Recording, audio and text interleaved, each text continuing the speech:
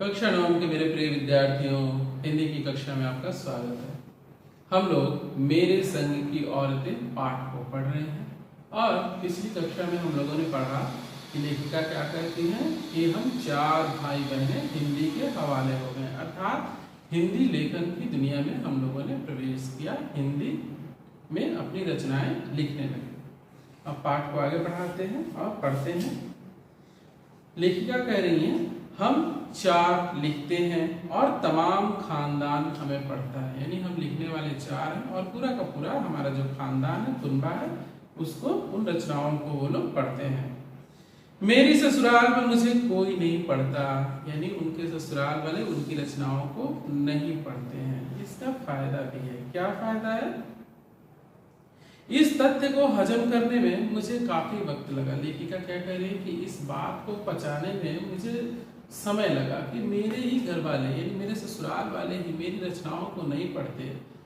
ये उनको बात को हजम करने में समय लगा, यानी इस बात को स्वीकार करने में उन्हें समय लगा।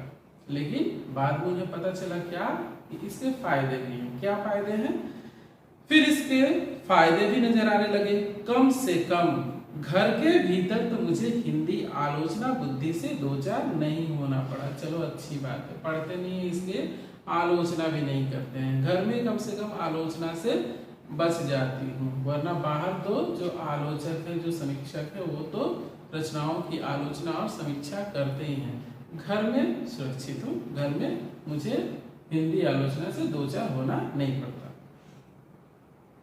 खैर, मैं अपनी नहीं उन अदेवियों की बात करना चाहती हूँ जो परदादी की मन्नत के नतीजतन धरती पर आई और लेखक नहीं बनी। यानी हम लोगों ने पिछली कक्षा में क्या पढ़ा कि उनकी 3 बहनें ही लेखन में आई और 2 बहनें लेखन में नहीं आई, तो वे अब उनकी बात कर रही हैं।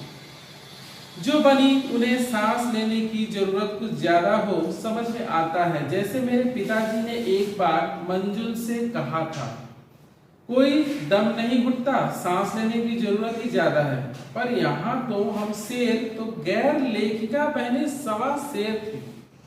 कैसे? चौथे नंबर वाली रेणु का आलम यह था कि गर्मी की दोपहरी में स्कूल से वापसी पर जब गाड़ी उसे और उससे छोटी बहन अचला को बस अड्डे से लेने जाती तो रेणु उसमें बैठने से इनकार कर देती। क्यों? क्योंकि वह कहती थी कि यह तो सामंत शाही का प्रतीक है कि थोड़ा सा रास्ता तय करने के लिए गाड़ी पर चला जाए और दिखावा किया जाए, यह सामंती सोच का प्रतीक है।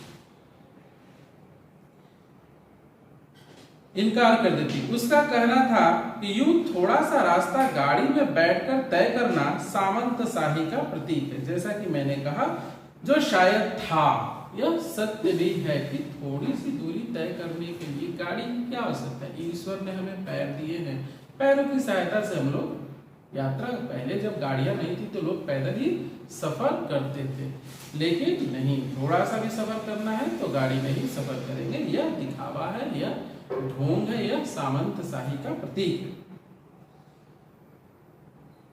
पर साथ ही पिताजी के अतिरिक्त लाड़ का भी, यानी पिताजी भी उससे क्या थे, बहुत प्रेम करते थे, तो लाड़ प्यार का भी यह नतीजा था कि वह थोड़ी क्या थी, गुस्सैल हो गई थी और अपनी बात पर अड़ जाती थी।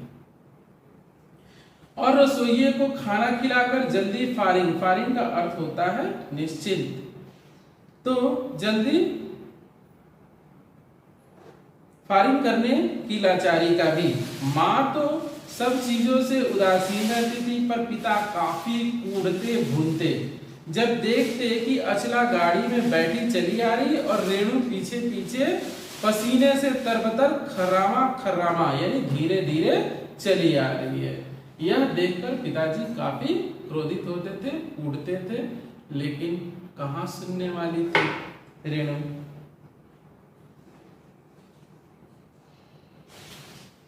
बचपन में एक बार चुनौती दिए जाने पर उसने जनरल थिमैया को पत्र लिखकर उनका चित्र मंगवा लिया था। साहसी थी। जो एक मोटरसाइकिल सवार जवान आकर उसके हाथ में दे गया था, यानी उसमें इतना साहस था कि उसने जनरल थिमैया को पत्र लिखा कि मुझे आपकी एक तस्वीर चाहिए, यह लिखने का उसमें साहस था और उसे वो तस्वीर मिली भी। पड़ोस में उसका रुतबा काफी बढ़ गया इस घटना से कि वह जनरल को भी पत्र लिखकर उसका तस्वीर उससे मंगवा सकती है, तो उसमें काफी साहस है। इससे पड़ोस में, आस पड़ोस में उसका रुतबा काफी बढ़ गया। गाड़ी में बैठने के साथ उसे इम्तिहान देने से भी परहेज है, वो परीक्षा नहीं देगी। क्यों देगी? स्कूल तो जैसे तैसे पार कर लिया, पर जब बीए का इम्तिहान देने की बारी आई तो वह अड़ गई कि मैं क्यों दूं इम्तिहान, मुझे नहीं देना है इम्तिहान। पहले मुझे समझाओ, रेणु क्या कहती है कि पहले मुझे समझाओ कि बीए करना क्यों जरूरी है, क्या आवश्यकता है बीए पढ़ के, कोई आवश्यकता है? ये पहले मुझे समझा दो, फिर मैं उसके बाद इम्तिहान दूंगी, वरना नहीं दूंगी। तब मैं इम्तिहान दूंगी अगर मुझे यकीन आ गया कि हाँ कोई फायदा है, वरना नहीं। हमने तरह तरह के तर्क दिए। माँ ने कहा पिताजी से पूछो, क्योंकि माँ तो इन सब चीजों से उदासीन रहती थी, उन्हें इन सब चीजों से कोई मतलब नहीं था। उन्होंने सीधे सीधे कह दिया अपने पिताजी से पूछो। पिताजी ने कहा, वो तर्क दे रहे हैं। क्या तर्क दे रहे हैं? नौकरी कर पाओगी, बीए पास कर लोगी तो नौकरी कर पाओगी, शादी कर पाओगी, यानी पढ़े लिखे अच्छे लड़के से अच्छे घर में तुम्हारा विवाह हो जाएगा, लोग इज्जत से देखेंगे, अगर पढ़ी लिखी होगी तो लोग तुम्हारा सम्मान करेंगे, तुम्हें इज्जत देंगे, वगैरह वगैरह। उन्होंने अपने तरफ से तर्क दिया। कोई तर्क विश्वसनीय नहीं लगा, रेणु को कोई भी तर्क ठीक नहीं लगा कि ये सब बेकार की बातें हैं, नहीं पढ़ूंगी तो क्या ये सब मुझे नहीं मिलेगा, ना खुद उन्हें। आखिर उन्होंने उसी कुतर्क का सहारा लिया। अब पिताजी ने वही बरसों पुरानी चली आ रही परंपरा का पालन करते हुए उन्हीं कुतर्कों का सहारा लिया। क्या? युगों से जो माँ बाप इस्तेमाल करते आ रहे हैं, माँ बाप के काम आता रहा है। कहा बीए करो, क्योंकि मैं कह रहा हूं, मैं तुम्हारा पिता हूं, मैं कह रहा हूं तुमसे कि तुम बीए करो। रेणु ने पिता का मान रखा और बीए कर तो लिया, सिर्फ पिता की खुशी के लिए, यानी पास होने लायक नंबर लाकर, ज्यादा नंबर नहीं लाई, बस पास हो गई। पिताजी चाहते थे कि तुम पास कर जाओ बीए, चलो ठीक है, आपकी बात मान ली, आपने मुझे इमोशनली ब्लैकमेल कर लिया, आपने अपनी बात मनवा ली, मैंने आपका सम्मान कर लिया, लेकिन आप चाहते हैं कि मैं बहुत अच्छे नंबरों से पास करूंगी, तो वो भी नहीं करूंगी। आपका सम्मान रखने के लिए मैं पास कर गई, तो उतना ही नंबर लाई जिससे कि वो पास हो जाए। सच बोलने में वह माँ से भी 2 कदम आगे थी, यानी उनकी माँ तो सत्यवादी थी ही, सच बोलती ही थी, ये उनसे भी बढ़ चढ़ कर थी। गनीमत यह है कि आधा समय उसके सच सुनकर लोग सोचते थे, जब वो सच बोलती थी लोग सोच में पड़ जाते थे, ये सच में सच बोल रही है, तो लोग सोच में पड़ जाते थे कि कहीं ये मजाक तो नहीं कर रही। वह मजाक कर रही होगी, इसलिए बिना मेहनत वह लोगों को हंसाए रख लेती थी। आज भी उसे कोई इत्र भेंट करता है तो वह कहती है नहीं चाहिए, मैं तो रोज नहाती हूँ। सोचिए ऐसी बात है, अगर कोई उसे सेंट देता है, इत्र देता है, तो क्या लोगों से कहती है मैं तो रोज नहाती हूँ, मुझे इत्र की क्या आवश्यकता है।